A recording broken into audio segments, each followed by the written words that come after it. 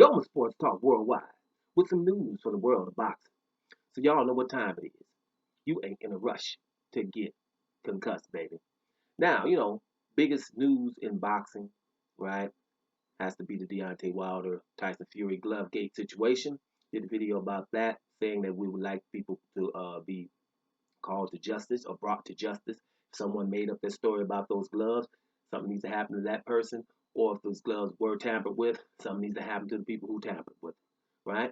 People are not with that, okay? Because that would be the right thing to do. Justice. That's not what people like. Now, the second biggest story is, what was Canelo going to do? We were wondering if Canelo was going to fight on his Mexican holiday in September. It didn't happen, right? He tried to fight somebody easy. Admiral Yildirim. It didn't happen. Um, his promotion company, the DAZN, nixed that idea. They want him to fight somebody premium. They pay him $35 million a fight. They should have a right to have him fight someone who is formidable. For their word is premium again. And so Canelo said, "But shoot, that ain't what you told me when you signed me. So I'm suing you." Matter of fact, while I'm mad at my promotion company, Golden Boy, anyway, and I'm suing him too because they seem to be in cahoots with you guys. So Canelo sued both of them.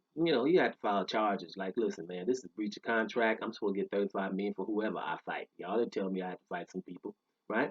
So it went down, but it was thrown out because of technicalities. He called Golden Boy and the Zone corporations, and they're supposed to be LLCs. A very small technicality. Anyway, by September 29th, he was supposed to refile the lawsuit, and that was the deadline. He missed the deadline, but he's filed it anyway. Not for the city of Los Angeles, but for the state of California. So it's back on again. The lawsuit is back on, and this is significant because they all talked last week. We were talking about it at a Zoom little conference where Canelo was invited, the Zone, and a Golden Boy, and obviously they didn't come to, some kind of agreement here. So Canelo's filing a lawsuit, and I'm glad he is, because I think with lawsuits, things are going to come out, and I just think people, everything's going to come out because you're going to have to say some things in a lawsuit, right? They 35 million and everything they supposed to pay you, and they're going to be able to say, well, listen, guys, would you pay anybody in the middle of a pandemic? We can't have a crowd.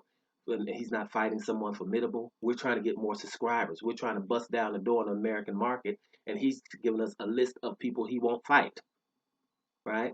Now, the zone is going to be there for somebody. Going to ask him, but did you not ask him this at the beginning before deciding to pay him 35 million? That's what the zone going to have to really answer to, right? Because it's like, what the hell are we here for? When someone pays somebody 35 million per fight, you're supposed to stipulate who the hell is supposed to fight. Matter of fact, you're supposed to make the last decision. That's a lot of money.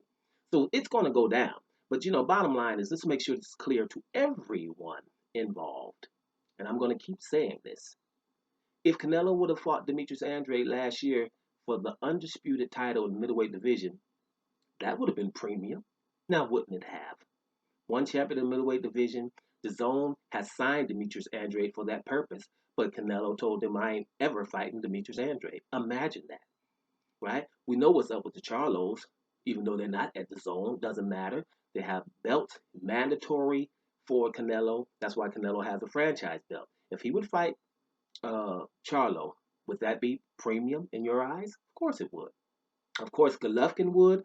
Premium not in my eyes anymore, but in the eyes of many, he would be premium. The Zone wanted him to fight uh, Golovkin because they do have two fights already, and there's no separation there. We can at least say that. People have Canelo winning, people have Gennady Golovkin winning, but I think we can all agree there was no separation in those fights. But Golovkin is not premium in my eye because he won't fight anybody in between those fights. Where it's like, woo, man, Golovkin's ready for Canelo this time because he beat, right? We can't answer that because what? He beat Samaretta if he beats him, or he beat Steve Rolls or Valis Matarosen.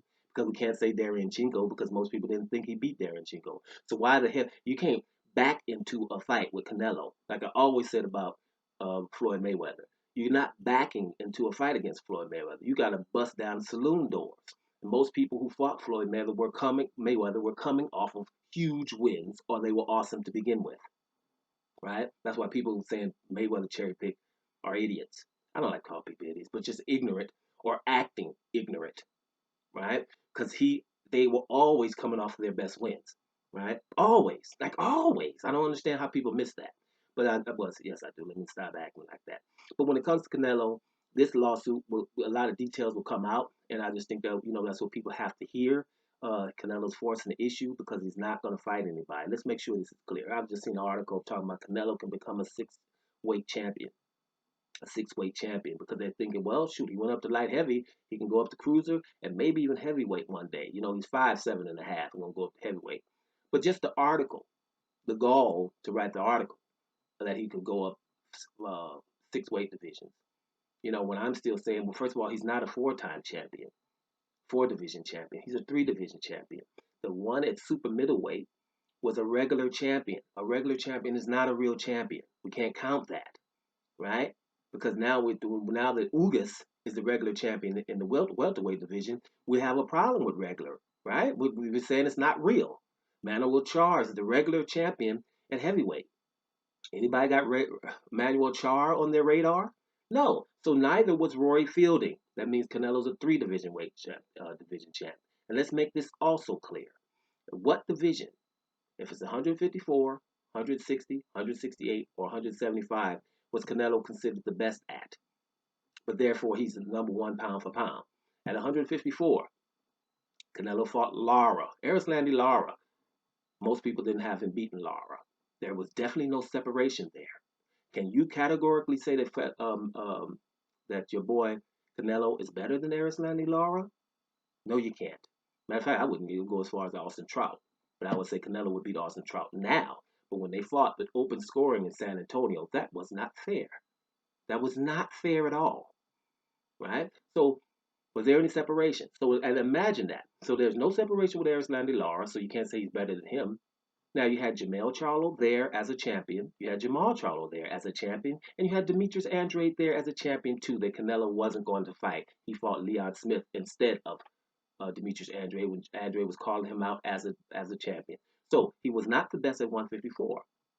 At 160 right now, you have Charlo there, WBC. You have Golovkin there. You have Demetrius Andrade, who he's still not going to fight. Is he the best at 160? Resounding hell no. At 168, he fights Rory Fielding. He didn't fight David Benavidez, now did he? Right? And I think 168 is the closest where you can say he's going to be close to the best. Because I don't know. With Caleb Plant, that's going to be a good fight. Caleb Plant, I think if he doesn't get hurt by Canelo, he outpoints Canelo. But does he get this decision? That's the different thing. So I think Canelo has a problem beating Caleb Plant. I think David Benavidez beats Canelo. But, he's up there. Matter of fact, Canelo's closer to being better at 168 than he is at 160, in my opinion. But he's not the best there either, right? At 175, we don't really have to even discuss that. He fought Kovalev on really short notice, actually. Kovalev didn't even have a rest. I think Kovalev still would beat him at a normal Kovalev. But, we didn't want to have the undisputed fight with Demetrius Andrade, so we're going to wait until November, right, when that fight could have been in September. And so you got Kovalev after the Anthony Yarde fight, which he was almost stopped himself and not any time to rest. But Kovalev wasn't considered the best at 175 either. Now, was he? The best, the one that we consider the best, is Beterbiev. The second best just retired, and that's Wojciech, Alexander Wojciech, right? But he retired. So the second best now is Bivol, right? Canelo doesn't beat them guys. He's definitely not better than those guys. So it's not a diss on Canelo, but at any of those divisions, he's not the best, right? He's not going to go up in the cruiserweight and beat up on the Doricus and Mario Brideses of the world, right? And then heavyweight is ludicrous to even talk about.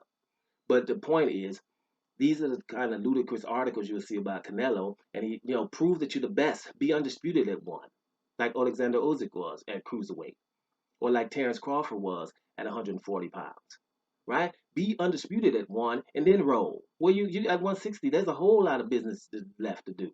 At 154 there was, but he couldn't make it, so he went to 155. Didn't call any of the guys from 154, either one of the Charlos, Andrade, or Lara to fight him at 155. They would have, but he didn't call them. Who was he fighting? Amir Khan and Kirkland and all that stuff. I don't know who he was fighting back then, but it wasn't none of the formidable guys. So this is really interesting to watch. Whatever. Bottom line is, people are going to be on two different sides of things constantly. And I think the reason why that's why Canelo continues to act this way. Actually, it should be universally, look, Canelo, fight the hard guys, period. And then we'll exalt you to number one pound for pound and better than everybody in all the divisions and this mythical title of franchise and face of boxing, all of those things, right? Without having to deal with these people are right in your divisions and they've been there forever. You know, when you talk about the Charlos or Demetrius Andrade, some people will get it misconstrued and they would think that you're talking about someone who's just coming up like an Ennis or something. You know, Ennis is still, you know, kind of coming up, they think. You know, so you can kind of act like he's new and nobody needs to fight him.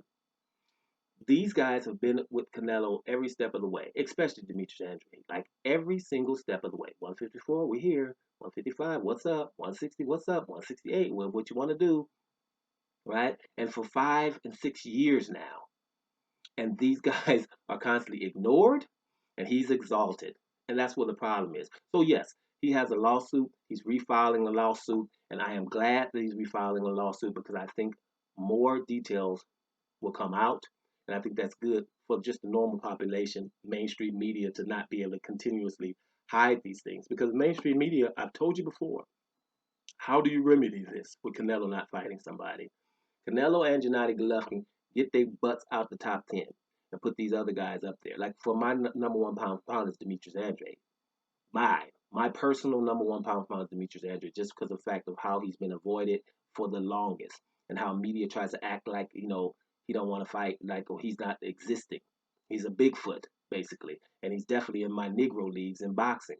Over there with Louis the King, Carl Ortiz, Guillermo Rigondeaux, Devin Haney and them. That's the Negro leagues.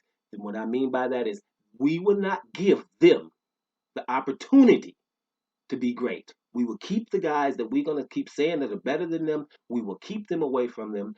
We, meaning the media, we're not going to never mention these guys and just keep them out there. And they exist, these guys. They're not Bigfoots, guys. They exist. They're boxers that exist that people will never fight or mention. Those are the Negro Leagues. Demetrius Andrade is one of them, like the king of them, right? So therefore, he's number one pound for pound because I know the dude is awesome because ain't nobody never saying nothing about him or to him, just like Louis King or Carl Ortiz. Have you noticed? So therefore, I don't really care what everybody's pound for pound is. It doesn't make no damn sense. If you're going to ignore a guy like this so long, everybody make your own pound for pound. Demetrius Andrade's number one, but these Charlos are in my top 10 now too. Right? You don't go ask for a franchise belt when you can just beat this guy up in one. And here's another thing: the guys that we're talking about Canelo to fight, those fights are not even close to be as big as a Demetrius Andrade or a Charlo fight.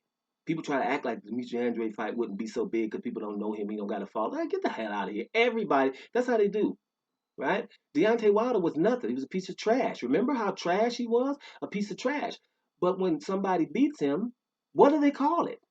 The win of the century. That's what WBC president. You had a guy that was winning 45 fights, 41 fights and knocked everybody out, right? When he loses, it is the win of the century. Now the century ain't that long so far, but it's the win of the century already. That's how huge it was. You don't get a win over the century by beating somebody that's trash. Let somebody beat Demetrius Andrade and watch how fast they will push him through the pound for pound list. You understand? In any middleweight, there is enough color that beats Demetrius Andrade goes through the roof is pound for pound, right? That's why I know what time it is. So that's what it is. So Canelo, yeah, he got a lawsuit. He's refiling a lawsuit, and that's good for us because we're gonna get some more details, and people gonna be saying something in court about the 35 million. People gonna be saying something in court. How the hell we gonna give him 35 million? He won't fight. Look at these names. I ain't fighting Demetrius Andrade. I ain't fighting Charlo, right? In the 160 division, 168. I ain't fighting David Benavidez. Kyler Plant, yeah, I called him when he just finished a fight and I wanted him to fight on short notice like Kovalev. He wasn't gonna do that, but he did say he would fight me. Let's see if I call him again. There's a question mark there. If we go up to the 175, I ain't fighting Beterbiev. Maybe he'll fight Bivol, but I doubt that too.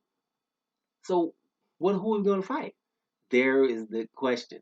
Who are we gonna fight in every division? Those are the best guys. Those are the best guys, right? And those are also the guys that you never hear mentioned in Canelo articles. Watch, read Canelo articles. Those names don't show up, especially them two brothers. Anyway, y'all check that out. Doma Sports Talk Worldwide. And I'm about to here, y'all.